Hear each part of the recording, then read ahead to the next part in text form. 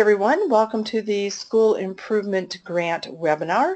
My name is Sue Reynolds. I'm president of the American Student Achievement Institute, and this webinar is about the School Improvement Institute and the funding that we're providing for schools to be able to participate in the Institute for the first year at no cost. So and I'm listening, I can hear, we've got one person with their mic open, we can hear some background noise, so don't forget what we explained before is to, if your mic is green on your control panel, just click that and I'll turn it gray and that will mute your mic until you want us to hear you. So, okay. So here's what we'll be talking about today. We'll start out with an introduction to our organization, the American Student Achievement Institute, and then to this initiative, the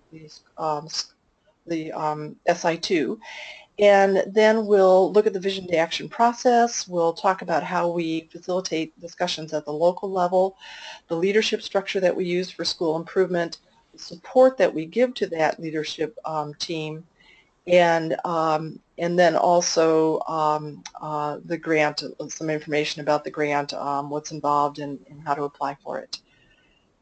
Okay, so let's start out then with what is ASAI, the American Student Achievement Institute. We are a nonprofit organization. We were founded in 1996, so we've been around for a bunch of years, 20 years. We incorporated in 2000. We're located in Bloomington, Indiana, but we have a virtual office, so our staff work all over the state. Our mission is very simple. It's to raise student achievement and close student achievement gaps.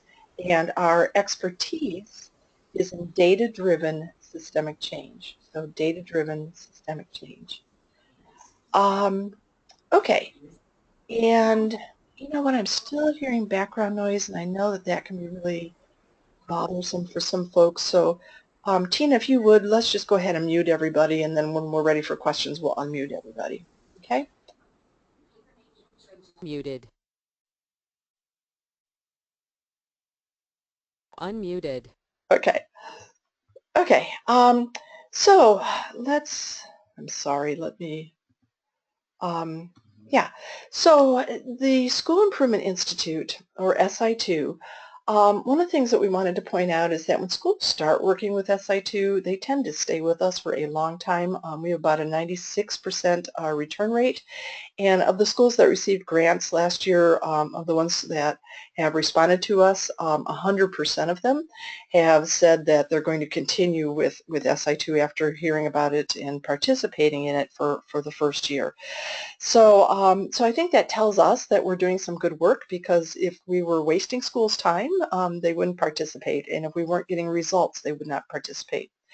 So the things that schools tend to like about SI2 is that it's driven by local data and local decision makers. So this is a process that's driven locally. It's not driven by state mandates or federal mandates, but we're depending on the local leadership team, the teachers, the community, the students, to dig into data, to figure out what's getting in the way, and to make good decisions about what needs to happen to raise student achievement. So it is a data-driven process. It's very data-rich. We help schools collect data. We help schools come up with data reports. We help schools analyze their data. We collect data at a lot of different levels. So we're using achievement data, root cause data, and then intervention data as well. So we're very, very data-rich in our process. We also bring everyone to the table. So in the second year of the Institute, we have a format, a structure, where we involve every student in the discussions. We involve key stakeholders from key community organizations, and we involve every teacher in the discussion. So it's really important to us that everybody has a voice, every student, every teacher. So we provide a structure for you to do that with. We also provide significant support for the process management team or your leadership team, a whole bunch of tools that I'll go over a little later, but that is one of the things that schools tell us that they really like, is that we're available when they need us and that we provide them with all the tools. One superintendent to me said, oh, you guys kind of do all the grunt work and then we get to do all the thinking, and that's exactly right. The other thing that our process does is that in addition to helping you make local decisions based on local data about what needs to happen to raise student achievement in your school. We also make sure that schools are compliant with all of the external expectations around school improvement planning. So we make sure that our schools have met all the requirements for PL 221. If they're a focus or priority school, we're addressing those requirements from the Indiana Department of Ed. And then all the other things that are in Indiana code, the high ability student plan, the cultural competency plan, the school tech plan, graduation plan, and finally Title I. So we look at all the requirements in Title I school-wide and tasks for Title I task schools, and we make sure that all the school improvement planning components that are required by Title I are incorporated into the school improvement plan. So it's kind of one plan that serves a lot of purposes. We know that the thing that's going to raise data the most, or raise achievement the most in your school, is the local data and the local decisions. But then we also know that you have to be compliant with all these external expectations, so we do that as well. Okay, so here is the third-party check for compliance. Let me get my phone muted real quickly. There we go. The third-party check for compliance for things like PL 221 and title again. We've crosswalked our work with their rubric, and we make sure that we check for all the things that they're checking for. So for PL 221, that is actually a real review that we do on behalf of the Department of Ed. And when we tell Indiana DOE that a school is compliant with PL 221, the Indiana Department of Ed does not do a second read. They take our certification that the schools have met PL 221. For the other checks for title, it's a friendly review, so we'll coach you on, from our perspective, on if we think you've met title requirements or not, and give you that feedback. Okay, so that's kind of a little bit about SI2 and why people stay with it. We started a long time ago, 20 years ago, as an initiative of Lilly Endowment. They wanted to see what would happen if business leaders taught educators about the academic rigor that was needed to succeed in the global economy, and also how to use data to drive systemic change. I was at Indian Creek High School at the time, and I was very fortunate to be part of that program. There are only 6 educators in Indiana that were selected to do that. And at my own school at Indian Creek, we raised our expectations for student achievement, especially for our free and reduced lunch kids. We increased the percent passing rigorous math and science courses, and we increased the percentage of free and reduced that were passing rigorous math and science classes. So, and out of all of that work with Lilly and these experts from the business community, we developed this vision to action process, and then later started the Institute. So as I mentioned, we incorporated in 2000. In 2005, Lumina Foundation called us and said, we've heard about your work, we have a project, and we were wondering if you'd like to do it, and that would help you bridge from doing the nonprofit as a hobby to doing the nonprofit as a full-time job. So yeah, so today we're supporting about 400 steering teams in different initiatives. The one that you're involved with, the School Improvement Institute, is maybe one of our more comprehensive initiatives, and certainly one of the ones that we've had a lot of success with. So the team that you would be working with if you decide to apply for the grant, and if you're awarded the grant, are myself, Sue Reynolds. So I'm responsible for the program design and the professional development. Amy Drake is our program manager. She kind of runs the day-to-day things at the Institute.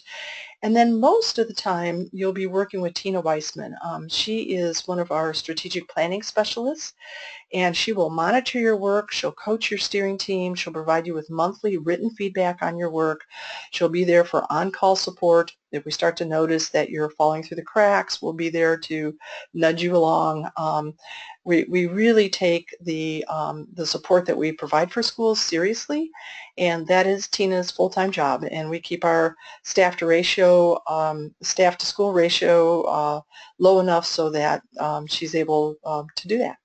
So also you'll be working a little bit with our business manager about the grant, and her name is Nancy Nolte. Okay, so SI2. Its purpose is to help schools and communities work together and independently to establish achievement goals, to identify the change that needs to occur in the school and in the community to reach those goals, and then to implement interventions that will bring about that change. So it's about change, but it's targeted change. We're going to identify the areas in your school or the root causes that need to change, and then we'll help you identify the interventions to put in place to make those changes occur. The process that we use is a data-driven process, as I mentioned. It's called vision to action. It starts out with a dream, not my dream, not the state legislator's dream, or not DOE's dream. It's your dream. So we'll help your community come up with this dream for student achievement, with this dream school, and then we'll move toward that and through action. So it's vision to action. So in this process, we'll come up with 6 products. You'll have an organizational structure for change. That's the very first thing we'll work on. Then you'll create that vision or the dream. Then you'll say, okay, to move toward that dream, what our achievement goals need to be? And these would be goals that we would reach within 1 year. And we define those goals. Then we'd look at 4, what's getting in the way, 5, what are we going to do about it, the interventions. And then the last step is an intervention implementation plan, where we look at professional development or funding that's necessary, or resources that you have in order to make those interventions wildly successful. So the products are created in an online system that I'll show you in a second. And once all those products are developed, we package them into a school improvement plan that is a PDF. So to get your school improvement plan, all you have to do is click one button, and out pops this PDF with all the products and some narrative, and your school improvement plan is ready to go. If you are a focus or priority school, it's the same thing with the SAP, the Student Achievement Plan. You just click a different button, and out pops a PDF with all of the components that DOE wants to look at in the SAP, and it's also formatted exactly as the DOE format so that the DOE staff can easily look at that SAP. Okay. So who participates in the process? All teachers, all students, parents, and community stakeholders, especially economic development. We have found that when economic development folks and school folks work together, it's really, really powerful. So, so economic development will bring to the table to have discussions with you. We'll provide you all the resources that you need to have those discussions, data, facilitator guides, I mean, everything you need. And we'll also bring to the table business, local government, community foundation, higher ed, service clubs, public library, really everybody who cares about either kids in your community or who cares about education in your community. So we'll just bring them all to the table. So a lot of questions time we get this question, is SI2 a lot of work? And I think if you'll talk to the hundreds of schools that we've worked with, they'll tell you yes. But immediately they will say it's manageable. So it's manageable because we're going to provide you with all kinds of tools, and we're going to help you delegate the tasks between a 6-member steering team. The other thing that our current schools would tell you is that it's good work because they see student benefits. I tell you, when you're working your tail off, as we know educators do, our whole staff were teachers or counselors, and when you're working your tail off and you can start to see the achievement go up for your kids, I mean, it's like, okay, let's do some more. We believe that all teachers became teachers because they love and care about kids. And so when you start to see that kids are benefiting because of the work that you're doing with SI2, it makes that work very palatable. It's work that we want to do. So it is a lot of work, but it's manageable because of the way we set it up, and it's good work because it helps kids. Okay, so thought you might be interested in hearing what other people have to say about SI2. We've had some national recognition. We've never sought this, but organizations have found out about our work and, learn more about it and then publish stuff about us. The Council of Chief State School Officers, who are all the state superintendents, their organization, they wrote about us in, this is quite a while ago, but when we first started, in their school improvement policy brief. And they talked about our vision to action process. But one of the things that they teased out in their article, which I thought was interesting, is that they recognized that we teach schools how to embrace and work through resistance. So that was, that was part of what they thought was important about our work, and we do too. So that was them. The Annie Casey Foundation, they did an article on connecting schools, families, and communities. In their research, they found one of our schools, and what they discovered is that while in a lot of schools, families are involved in a peripheral way in schools through, making cookies for bake sales and, sponsoring the athletic association, in the SI2 schools, parents were involved in looking at data, in looking at achievement, in figuring out why achievement wasn't, where we wanted it to be, and they were part of the solution as well. So that we were really pleased with that, because we think parents are a big part of school improvement, as are community organizations. Pathways to College Network, this was quite a while ago, but I was very pleased with this. We were probably one of the first organizations in the country that was really looking at data to drive student achievement, school improvement and student achievement, especially disaggregated data. I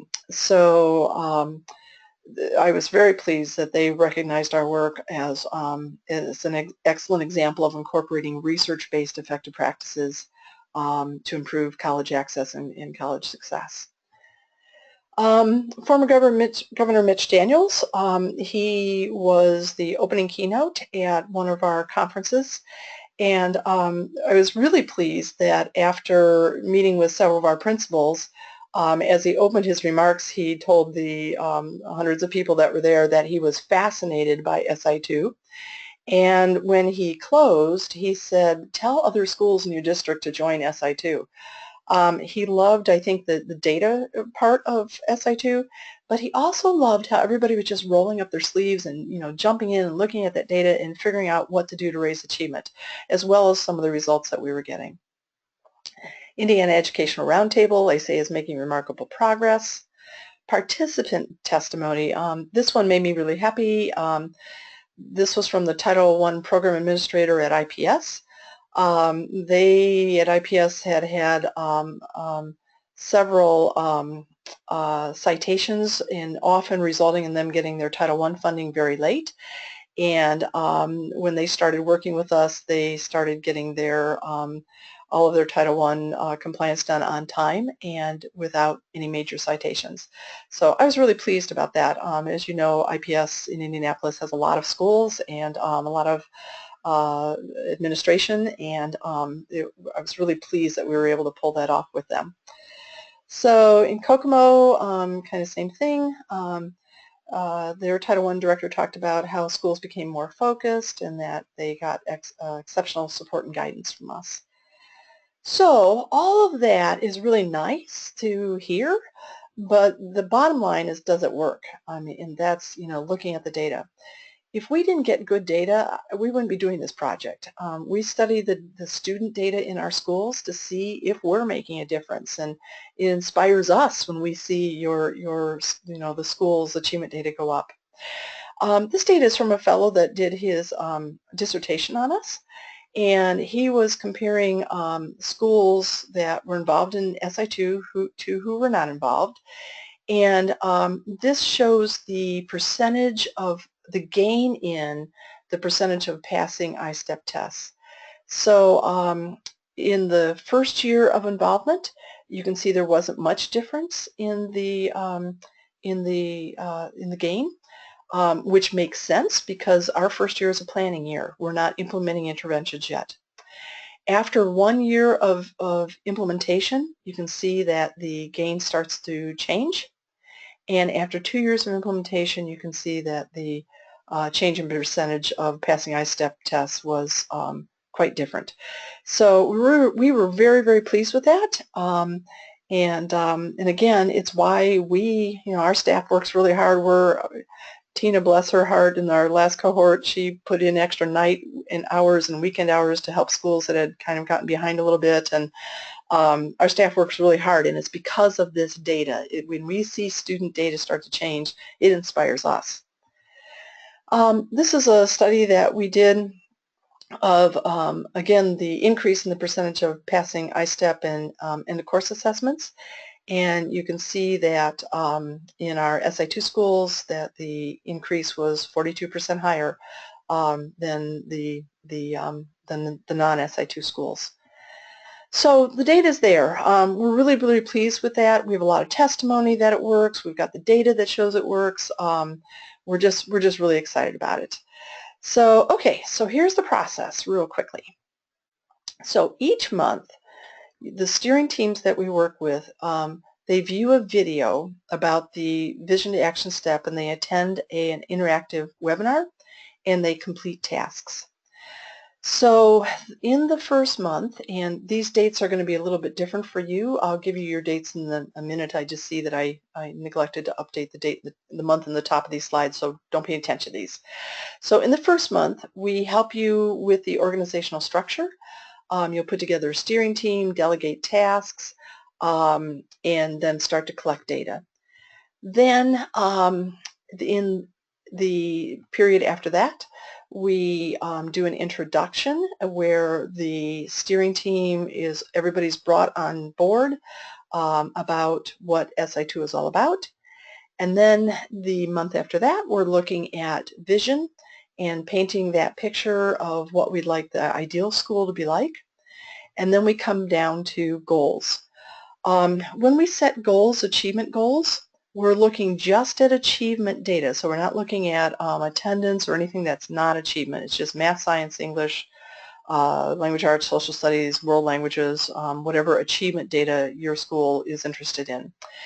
And when we get to the goals, we set two different types of goals. We will set primary areas for improvement. Those are very broad goals that just kind of tells people what direction you're going in. And then more importantly, we set SMART goals, which are very concrete goals. They have a benchmark and data targets and a timeline, and so it's very, very concrete. And those achievement goals then are going to be what everything is driving toward. So after we have the goals in place, then we figure out what's getting in the way. We look at two things there. We look at our own elements of high achieving schools, and there will be a survey that your teachers and students and parents and community members take to help us understand what's going on well in your district and community and schools, and where areas are maybe that need some tweaking. We also look at the turnaround principles. We actually think the turnaround principles are good things for schools to look at. They're very comprehensive, and they also can help tease out areas where your school needs to improve. Once we know what the root causes are, then we figure out what to do about them. Those are the interventions. And then finally, we do the preparation, which is to make sure that the interventions are ready to go. So we've provided professional development for the teachers. There's an annual calendar. There's resource procurement, so that when we come back to school the following year, we can just hit the ground running and get those interventions in place. Okay, then in terms of who leads this initiative, there's a school improvement team, a steering team, that's at the building level. So if there's a district that has all 9 schools in SI2, each school would have its own steering team. The steering team is made up of a principal, 2 teachers, and in the middle school and the high school, we'd like one of those teachers to be a math teacher because math is such a gatekeeper course. A counselor, parent, and then an economic development rep. So these folks are the school improvement managers. In the first year, they're also going to be the decision makers, and then in the second year, we'll bring in everybody else so that we're really sharing the decision making. But in the first year, when we're teaching the process, the decision makers will be the steering team. So we help that steering team share the work. We like to call them the worker bees. So one person on the steering team is solely responsible for achievement data. Another person is solely responsible for root cause data. Another person is responsible for helping discussions happen in the second year. And then a fourth person is responsible for making sure that there's consensus at the end of the discussions in the second year. The fifth person is responsible for holding student body discussions in the second year. And then the last person is responsible for making sure that the interventions get fully developed and are implemented fully and with integrity. So each person on the steering team each month has a separate homework assignment. In the beginning of the year when we're collecting data, the achievement data point person is really busy, but and the rest of the people aren't. And later when we're collecting the root cause data, that person is responsible for that part. So we're really divvying up the work. Everybody helps everybody. So when we're collecting the root cause data, everybody's probably going to play a role in making sure the surveys happen, and we'll help you organize that. But the point I really want to make here is this is why it's not overwhelming. This is why we can take a hugely comprehensive process with a ton of data, and it's manageable because we're going to divvy up the tasks. Okay, so in terms of the discussions, in the second year, so after the grant period, if you choose to stay involved, in the second year, we help the schools set up a school improvement council. And the council is open to everyone. Anybody can be on the council. It is required for all teachers. It is required that there are teachers, parents, and community members on the council, and all teachers are required to have a voice on the council. So it's a large group. In some of our schools, that council is 30, 50 people large, and we'll give you consensus building tools. We're going to give you everything you need to have discussions with that large group. The discussions can be face-to-face, in person. That's what we prefer. But we have some schools that, for whatever reason, are not able to have the face-to-face discussions. And so we also give the council members a tool where they can provide online input. So we'll give a prompt, a video prompt. We'll provide links to data or whatever they need. Then they'll, kind of figure out what input we want from them, and then they'll enter it online. We don't prefer that kind of input because we believe that discussion generates creativity and out-of-the-box thinking. We like it when discussions, ideas build on ideas. But if that's impossible for you to have a meeting, you can also go to the online input feature and do the get the input that way. Okay. So also in second year, we want to make sure that we've got the student body input. So again, we don't do that in first year because we're kind of, phasing this into your school. But in second year, we'll help you have discussions with the entire student body. So that works one of two ways. Most of our schools do whole school breakouts, and some of our schools do writing prompts. So once a month, if they're doing a whole school breakout, let's say the first month, they would say to everybody, okay, we're going to take 20 minutes out of period 2, and we'd like you to discuss this. The next month, there would be 20 minutes out of period 3, and to discuss whatever.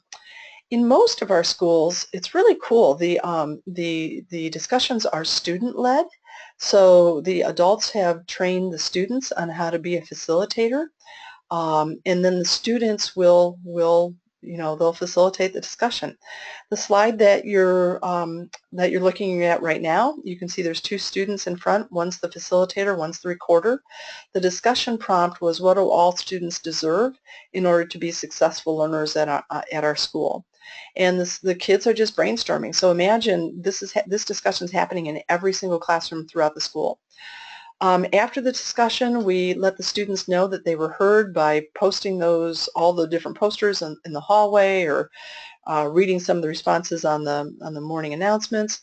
What we have found is that the students are wonderful at telling us what we need to do to improve so that they can learn better. They're not going to use terms like differentiated instruction, but they will describe differentiated instruction to the T. It's really, that's been probably the richest part of the whole process, is involving the kids. And we involve, you're seeing high school kids, but we involved, K-12. So even the lower elementary kids, we make the discussion prompts something that they can understand, so that they have input too. It also creates a lot of buy-in with the kids, that when they see the interventions start to happen, they're like, oh yeah, I had a voice in that. I remember talking about that. And they engage a whole lot more in the interventions. So yeah, so that's a real rich part of our process, where we really like that. Okay, in terms of support that we'll provide for your steering team, and again, as a grantee school, there would be absolutely no charge for this. This is what you would have. So first of all, the training, I mentioned that a little bit. There would be monthly webinars. There are the correct dates. So the webinars would start in November, and we'd have a webinar in November, January, February, March, April, and May. And each month we'd cover a different step of the process, and then there would be a homework assignment. So, in November we'd talk about the organizational structure, and we'd make sure that all the point positions got assigned, and then we'd say, okay, we're going to collect some data, and we'd show folks our tools for that data collection, and off they'd go and do that. And then they'd come back with that finished in January, and then we go on to the next step in January. So yeah, so that's worked really well for us over the years, and it's just a nice training format. It means that your staff, they don't have to travel somewhere. It keeps the cost down and the time required down as well. Okay. We also provide on-call support, and we're very serious about our on-call support. Used to make me crazy when I was in the schools and we'd be working with a consultant, and it took us 3 days to get a phone call returned. So we want to be there immediately when you need us. So your support person is Tina Weissman. She is wonderful. She is was the principal of one of our SI2 schools, and her school received our Top Gainer Award. They had top gains in achievement for more years than any other school that we worked with. Tina and her team and her teachers, her students and community, they figured out how to get it done. And we just saw gains in achievement year after year after year after year after year. And when we had an opening, we said, Tina, would you like to come work for us? And she did. So you'll have someone just wonderful to work with. The one thing, so the services that Tina provides is, one, she's there for on-call support. And then you're going to see in a couple slides later that we're also going to review all of your work. You can set up consultations with her, and spend 2 hours with her and just pick her brain if that's what you'd like, or a quick phone call, quick email. We really, really want you to use her. Okay, then there's the School Improvement Management System. So this is what the online system looks like. When you log in, you see that page, and the main tab that you use in the system is the process tab. So when you click on that, I'm sorry, I'm going to go back. The main tabs that you will use are these 3 blue tabs. When you click on the SAP Uses tab, you get this page, and this is where you customize your school improvement plan and your work with us. So if you tell us that you want to use your school improvement plan for Indiana rules and regs, including PL 221, as soon as you click that button, it customizes the website for you.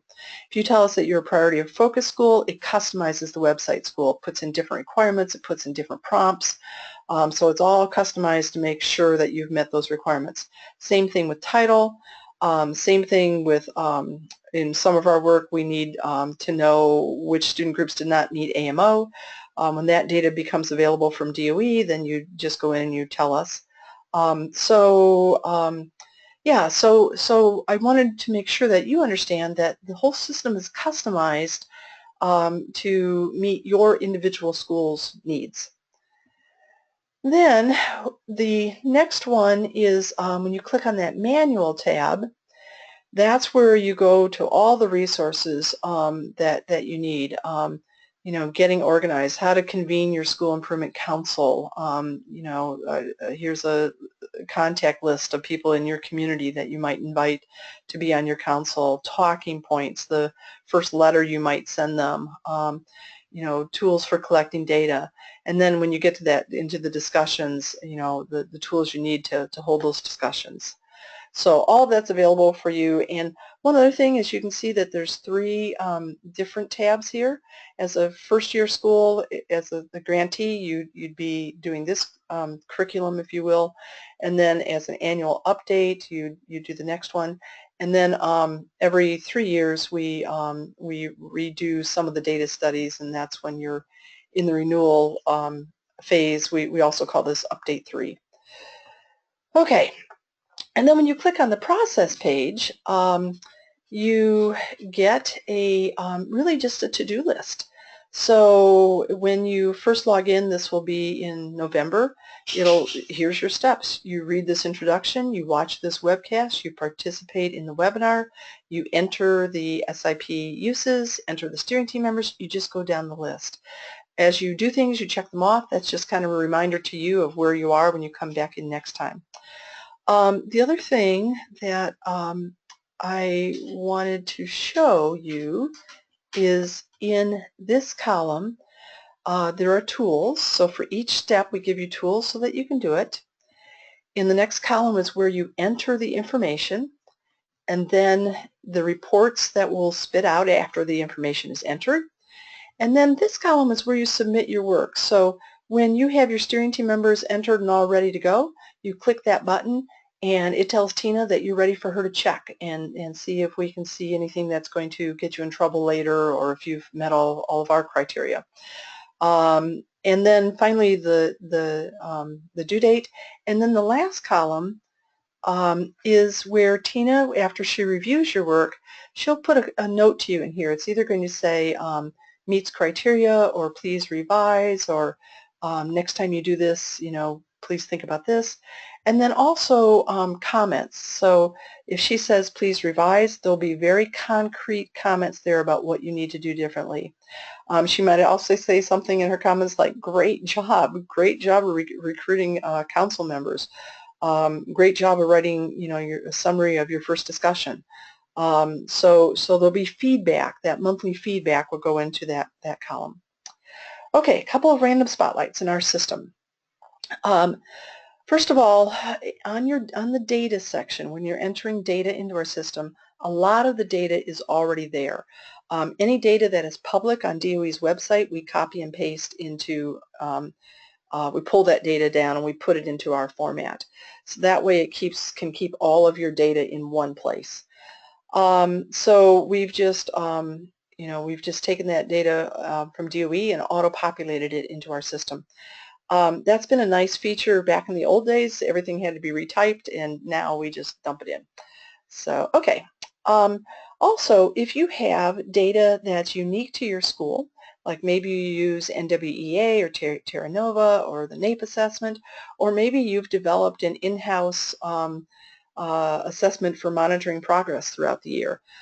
We had one school that had the rainbow test. You can just create your own data table. So we've given you a tool where you can put in, you know, create a chart, the chart title, what student groups are going to go into that data, what the benchmark is, where you're getting the data from, and then just any notes that you want to make about that table. So you can create your own tables in addition to the tables that we provide for you. So wanted to show you what our surveys look like.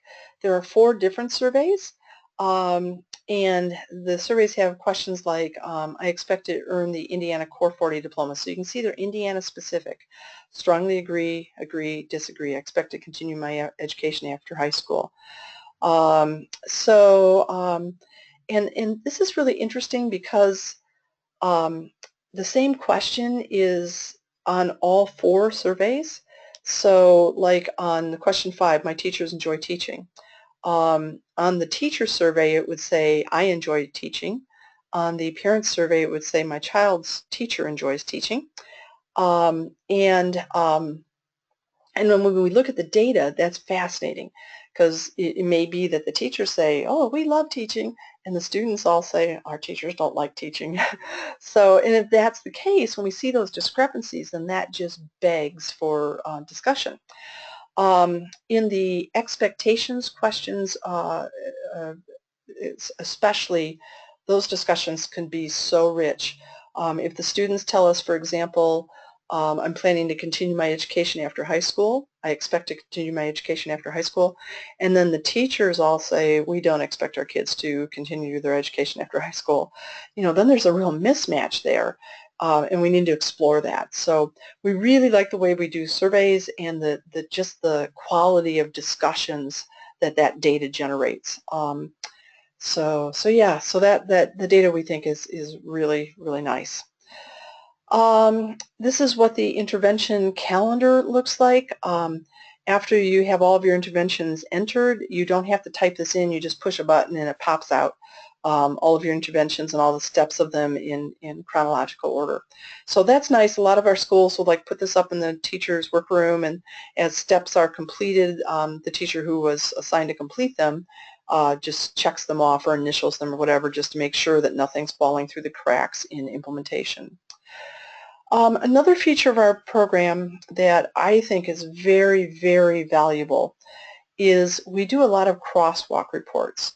So, for example, this is a crosswalk report on the turnaround principles, and we can see that the interventions are up here at the top, and then here's all of the turnaround principles, and we can see how many times the turnaround principles are aligned with one of the I'm sorry, let me go the other way. We can see how many times each intervention is aligned with the turnaround principles. So I can look at school leadership and say, oh yeah, I've got a bunch of interventions that are addressing school leadership. School climate, I have a bunch of interventions. But if there were one of these where everything was blank, that may be a heads up to you that there's a weakness in your interventions or in your school improvement plan. So we do a lot of those.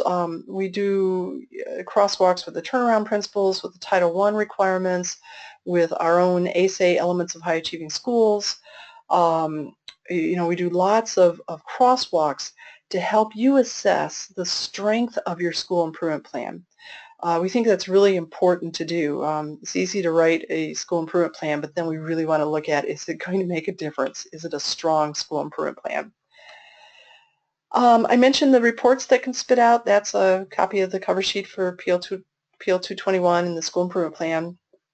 And then another thing that you can do after everything's in is, again, you can click one button and it makes your school improvement plan public. So you can get a URL then, and you can connect that URL to your school's website, so that if any of your public wants to see what your school improvement plan, they can go click on that link and then they can get a PDF version of the whole school improvement plan, or they can click on any of these and get just a portion of the school improvement plan. Okay, let's look at submission reviews. I kind of touched on that. So when your work in any of these steps is finished, you're going to click this button, and again, that's going to send it to Tina for review. And every time we ask you to do something, we'll give you a rubric for how to do it well. And it's our expectation that you're going to meet all of those rubric items. We think that's why our schools get such good results, because they do high quality work.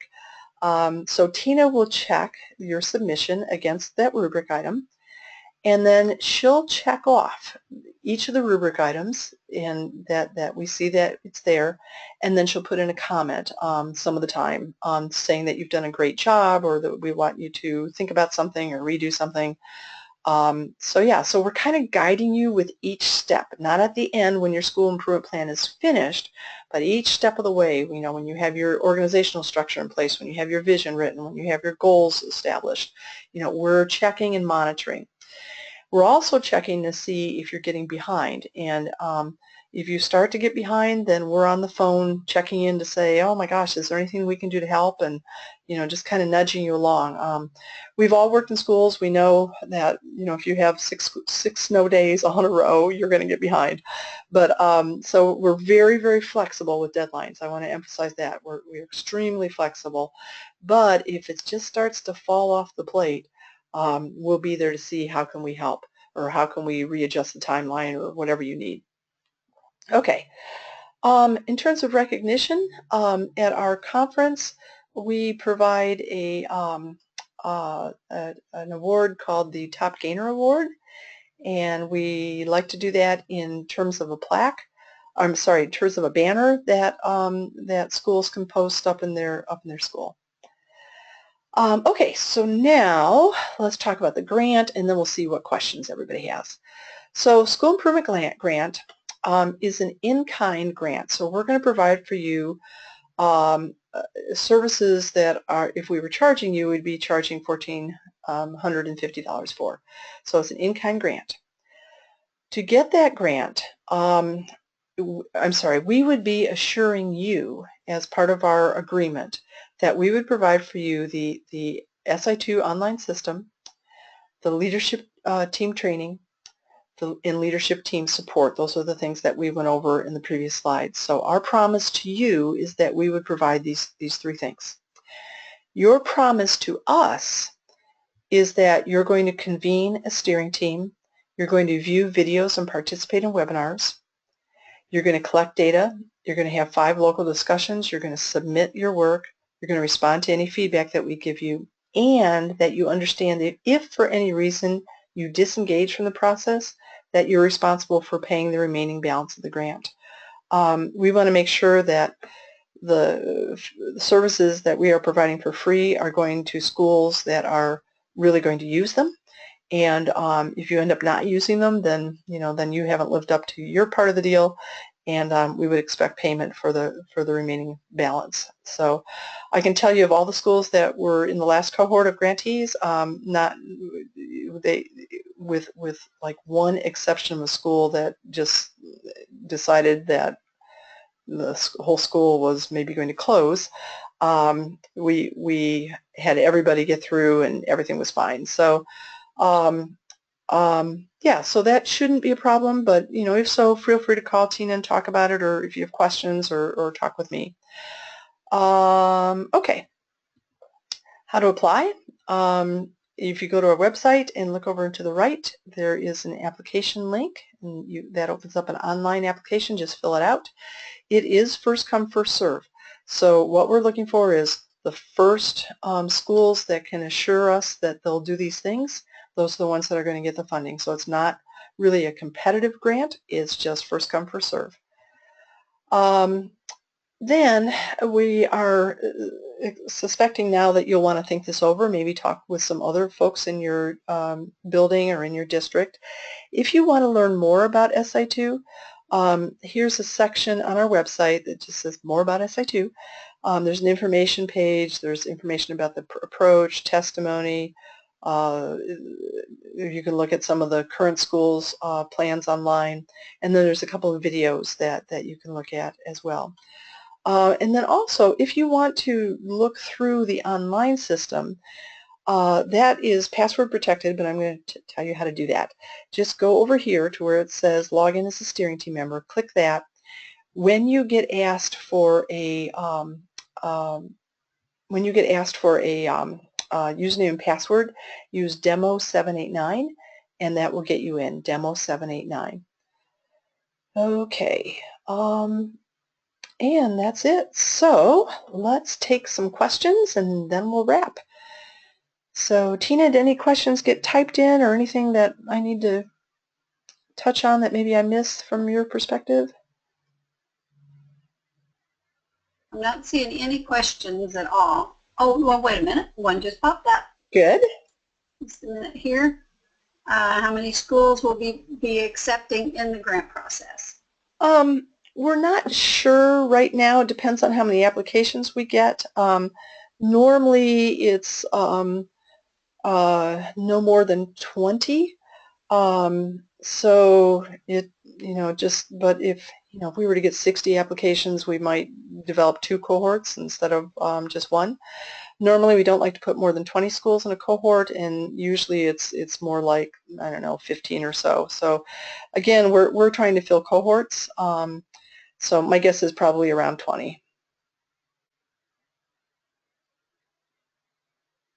Other questions, Tina? That's the only one that has been posted. Okay, anybody want to jump in with any other questions? As you're thinking of those questions, our phone number and our email address, our general email address, is on the screen. And if you want to see our support that we provide, I bet if you call Tina right after this, she'd be there answering the phone and getting you a question ASAP. So, Sue, I'm sorry, there is another question. It says we currently use the Advanced Ed template. Will this conflict with that process? Yeah, this is different than Advanced Ed. So if you're using Advanced Ed, I think that this would be really a duplication of Advanced Ed. So I think you need to, be looking at the 2 different online systems and the templates. That would be one thing to compare. The professional development that's provided, the on-call support that's provided. But yeah, I don't think it would be possible to use both, and they're not integrated.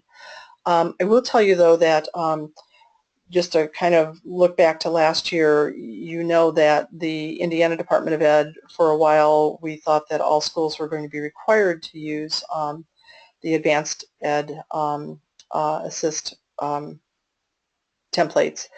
And when the state board decided that that was no longer the case, a lot of our schools were very relieved because they wanted to be able to use the SI2 system to develop their school improvement plan. They'd been getting great results with it. So it's very, very easy to use if you're thinking about the simplicity aspects of it. When you're finished with our work, you're just going to push that button. The PDF will download, and then you'll just upload it to DOE and you're finished. I mean, the whole thing takes less than 5 minutes. So in terms of the ease of getting your work to DOE, one way to do it is through Advanced Ed, and then you're typing into the templates. The other way is to use our templates, and then it's just very, very easy to do the download and then upload. So, but yeah, so if that's a program that you're familiar with, I'd look at both, and if you have any questions about our system, we'd be happy to answer them for you. So yeah, and that's something too. I'm just kind of rambling on here, but we'd be happy to talk with you too about how to look at different systems. What you should be looking for. And there's a lot of good things about Advanced Ed. We think it's a decent system, but in the process we think is decent.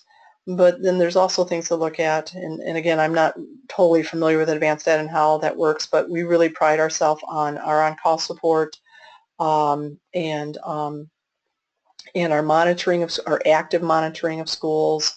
I think our schools kind of view Tina as a member of their staff. I mean, they're working with her all the time. And we were so pleased when DOE originally had the October 1st deadline. All of our schools have met that October 1st deadline, and then DOE extended that deadline, but we all met the October 1st. But Tina voluntarily, I mean, she started working nights and weekends because some of the principals wanted to get work done, and it was hard to do during the day, and they asked if she could schedule some time with them in the evening, and she did. So we're very responsive, and I think that's something to look at also as you're looking for a school improvement provider. So just some thoughts. So, okay, other questions, Tina? Just that thank you very much for the information. Okay, well, that sounds great. And do get those applications in. One other thing I should probably mention, sometimes we have a school that comes in and listens to this webinar and they really like it. And then they think, oh man, what if all of our schools in our district use this? We really like it when a whole district will do this together. It puts the district on the same timeline. It gives all the schools in the district the same terminology. That's really, really healthy. And if there's anything, if you're talking with other folks about this and there's anything that we can do to help you, if you'd like us to talk with your superintendent or maybe to put together a little webinar quickly for all of your principals, or whatever, we'd be happy to do that follow-up. We know that deciding on a school improvement model is a big decision. So if you want us to help you talk to others about that, we'd be more than happy to do that. So, okay, anything else, Tina? That's it. Okay. Thank you, everybody. Remember that Tina is there waiting for your phone calls. Don't hesitate. No question is too silly. So, just call. And if you can't remember tomorrow something that we said and you don't want to listen to the whole webinar again, just call Tina. That's what she's here for. So, okay. Thanks, everybody, and we'll close the webinar.